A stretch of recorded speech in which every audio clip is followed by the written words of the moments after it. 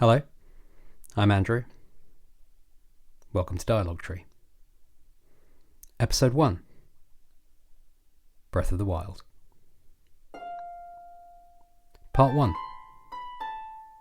Change. This story is about The Legend of Zelda: Breath of the Wild. Of course, it's not just about that. It's about Breath of the Wild, but it's also about change. It's something I need to get out of my system. It's total self-indulgence. Forgive me. Change is inevitable. It can be expected, desired, prescribed. Sometimes it can be a surprise. That can be the most affecting, most destabilizing, most revitalizing kind of change. It's January the 12th, 2017. I'm in the delivery suite of my local hospital. I've been married a little over a year, and in my arms is my newborn daughter. She is tiny, red, wrinkly, beautiful in a way only new parents can see. She is the change I expected. She's the change I wanted. She's born at 9:17 p.m. I hold her for hours, well into the night. My wife and I eat peanut butter on toast and watch her sleep. From memory, it's around 2 a.m. that I see a YouTube notification on my phone. It says something on the lines of Nintendo Switch presentation. This is interesting. I'm a core, but lapsed Nintendo fan. My earliest gaming memory is Tetris on the Game Boy, and my teen years were forged in the fires of GoldenEye 007 and bargain bin hunting all the weird N64 exclusives. My post-university days are a haze of ocean faring on the GameCube, and the shaky transition to adulthood framed by the awkward tension between the promised revolution and the more prosaic reality of the Wii. There were flings with the DS and its successors, but only casual, fun distractions, only used to play the biggest titles in the series that I was already familiar with. I'm not really a gamer. I've drifted away. Games are for kids, after all. I opened the presentation out of curiosity, mostly because I have friends I know will have watched and want to imagine what they'll think about it. There's a name, there's a click, and I'm hooked. I'm swept along entirely as intended. This is novel, interesting, and new. I marvel at the simple innovations and infectious joy of everything on display. The presentation ebbs and flows, it surprises and delights, and then it ends. But, as is the way, there's one more thing. I see a lush field, a wild mountain range, dotted with flora and fauna, carpeted in snow, wide open expanses of rock, gnarled, unknowable structures, and wilderness. I don't know what this is, until I recognise the sword, and I recognise the figure, despite the new clothes. The world crumbles, then springs to life. 1,000 images, beasts, fire, lightning, water. The part of my brain where the Zelda games live ignites. The games that act as markers for points in my life, tied forever to innocence and excitement, have been reborn. The trailer ends. I look at my daughter. This is all new. Part 2. Play. It's 3rd of March 2017. My daughter is just shy of 2 months old. The young life of young parents is almost impossibly thrilling. A new life, nurturing a new life. We can still mostly live our old lives, but recontextualised by the excitement of sharing it with our girl.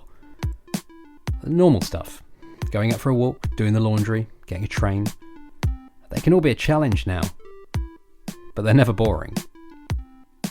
Mostly, it's the rediscovery of play that I remember. The reconnection to a better self through trying to raise the best kid. silly faces, building towers of whatever's to hand, mark making, crafting, all of that. It's into that headspace that the Nintendo Switch arrives, into a small world that is learning how to have fun in an entirely new way. It arrives at the door with a copy of Breath of the Wild whilst family are visiting. I'm obviously excited, but I don't really show it. They leave, and eventually it's bedtime. I unbox the Switch, stopping only briefly to take in the shape and the particular physicality of it, then connect it to the TV with a very specific deja vu of the time I did the same with the Nintendo 64. I pick up the Joy-Cons.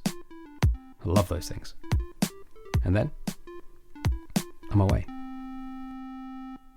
I remember the unknowable sprawl of Koholint Island.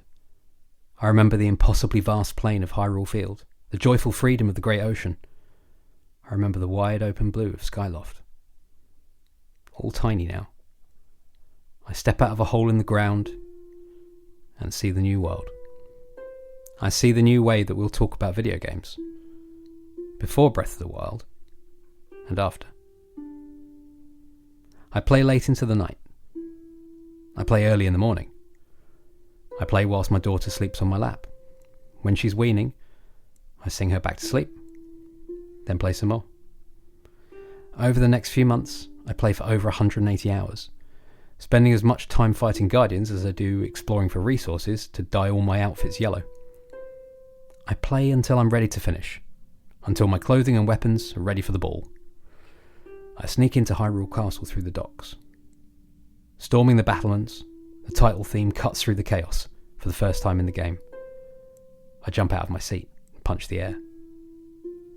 When it's over, when that last slightly disappointing boss falls, I'm sad and I'm happy. But more than anything, I'm changed.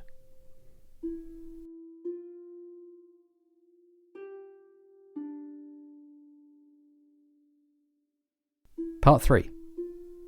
Ideal. Countless people have expressed that they love this game, but in very few ways why it's good. I don't think I can either. Much like everything that precedes this conclusion, people focus on the vibes of the game, the sense of freedom, exploration, the invitation to be creative in how you solve the problems you're presented with. Some point to the triangle principle of the world design, the convention-defying, game-breaking physics and chemistry set you are empowered with from the very start, or the fact that it returns to, and finally fully manifests the intent behind, the spirit of, the 1986 original. Everything that everyone has ever said about this game is true. And broadly, I like this game because of what it represents in my life. Specifically, it's everything that everyone else has ever said. Climbing forever, jumping from wherever, the villages, beaches, backflips and broken weapons. For me, it's the platonic ideal of a fundamental gaming language. A language that predates video games. Adventure. It's a high watermark for a type of play, a new pillar in the timeline of gaming, and a paradigm shift in how we discuss gaming. It's the realization of the promise of video games, 31 years after it was first made.